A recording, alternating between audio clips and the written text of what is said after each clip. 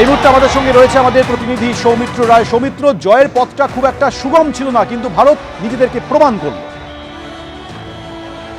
নিজেদেরকে প্রমাণ করলো। তোমাকে তার আগে আমি তোমাকে সময় বলবো, গোটা দেশ জুড়ে এখন যা ছবি, সেই ছবি দেখে একটাই কথা বলতে হচ্ছে, যেন গোটা দেশ জুড়ে আগাম অকাল দেওয়ালি এবং সেই সঙ্গে আগাম হোলি। জম্মু কাশ্মীর থেকে মুম্বাই, মুম্বাই থেকে কলকাতা, সর্বত্র এই একই ছবি, একেবারে অকাল দেওয়ালির ছবি। এই রাত যেন আতশবাজির রাত।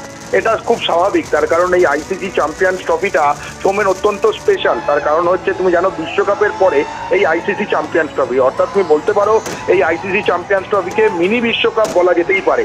ফলে এই আইসিসি চ্যাম্পিয়ন্স ট্রফি 12 বছর অর্থাৎ এক যুগ বাদে জিতলো টিম ইন্ডিয়া, এবং সেই সঙ্গে এমন একটা দলকে হারিয়ে জিতলো, সেটা হচ্ছে নিউজিল্যান্ড। ফলে এই নিউজিল্যান্ডকে হারিয়ে জেতার ফলে এই চ্যাম্পিয়ন্স ট্রফি ফাইনাল জেতাটা অনেকটা স্পেশাল হয়ে গেল ভারতীয় ক্রিকেটারদের কাছে, যেমন তার পাশাপাশি ভারতীয় ক্রিকেট প্রেমীদের কাছে। এই নিউজিল্যান্ডের অত্যন্ত শক্ত প্রতিপক্ষ ছিল এই নিউজিল্যান্ড।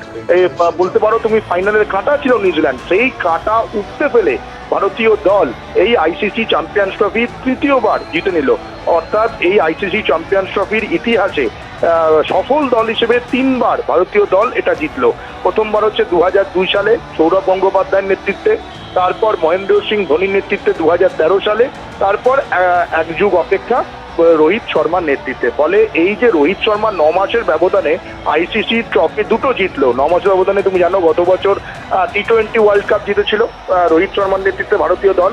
তারপরে এই আইসিসি চ্যাম্পিয়ন্স ট্রফি জিতলো। ফলে রোহিত শর্মাকে ক্রিকেট বিশেষজ্ঞরা ইতিমধ্যেই ভারতের সর্বকালের ওদের সেরা অধিনায়কদের মধ্যে তালিকায় রেখে দিচ্ছেন এই রোহিত শর্মাকে, ক্রিকেট বিশেষজ্ঞরা ইতিমধ্যেই। কারণ রোহিত শর্মার লিডার হিসেবে, ক্যাপ্টেন হিসেবে যা পারফরমেন্স, তা অতুলনীয়, অবিশ্বাস্য পারফরমেন্স। তুমি যদি এই চ্যাম্পিয়ন্স ট্রফিটা দেখো, রোহিত শর্মাকে নিয়ে অনেক সমালোচনা হয়েছে, রোহিত শর্মার পারফরমেন্স নিয়ে হয়েছে, রোহিত শর্মার নেতৃত্ব নিয়ে অনেক কাটাছেড়া হয়েছে। তারপর রোহিত শর্মা যেভাবে আনবিটেন চ্যাম্পিয়ন হলেন, এই আইসিসি চ্যাম্পিয়ন্স ট্রফি দলকে করলেন, সেটা এক কথায় অসাধারণ বলা যায়। এবং তার সঙ্গে বিরাট কোহলির কথাও বলতে হয়। অর্থাৎ এই রোহিত এবং বিরাট জুটি ভারতীয় দলকে তৃতীয়বার আইসিসি চ্যাম্পিয়ন্স ট্রফি জয়ী ভারতীয় দলের হাতে তুলে দিল, এবং তার ফলে গোটা দেশ জুড়ে আনন্দ উৎসবের ছবিটা ধরা পড়ছে। ধন্যবাদ সৌমিত্র।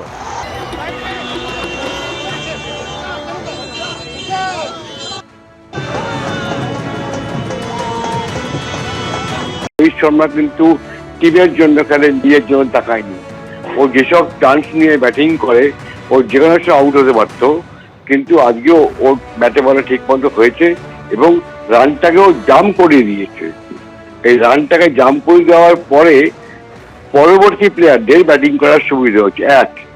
আর 2 নম্বর, আজকে কিন্তু ইন্ডিয়ান স্পিনাররা বেসিক্যালি বরুণ চক্রবর্তী বা কুলদীপ আউটস্ট্যান্ডিং বোলিং করেছে, যার জন্য নিউজিল্যান্ডের রাচিন রবীন্দ্র ওরকম ফর্মে থাকা সত্ত্বেও আউট হয়ে যাওয়ার পরেও ওরা, আমরা মনে করি যে ওরা খুব বেশি করতে পারবে না।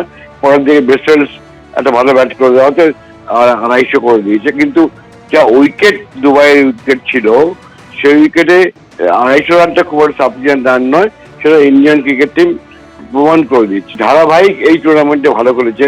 তার নাম শ্রেয়াস আয়ার। শ্রেয়াস আয়ার খুব রিল্যাক্স ভাবে ক্রিকেটটা খেলে, ব্যাটিংটা করে, এবং শ্রেয়াসের আজকেও যথেষ্ট ভালো ক্রিকেট খেলে গেছে, যেটা আউটস্ট্যান্ডিং আমি বলবো। ইন্ডিয়ার এই জয়টা কিন্তু ইন্ডিয়ান টিমটা প্রত্যেক প্লেয়ারের কন্ট্রিবিউশন আছে।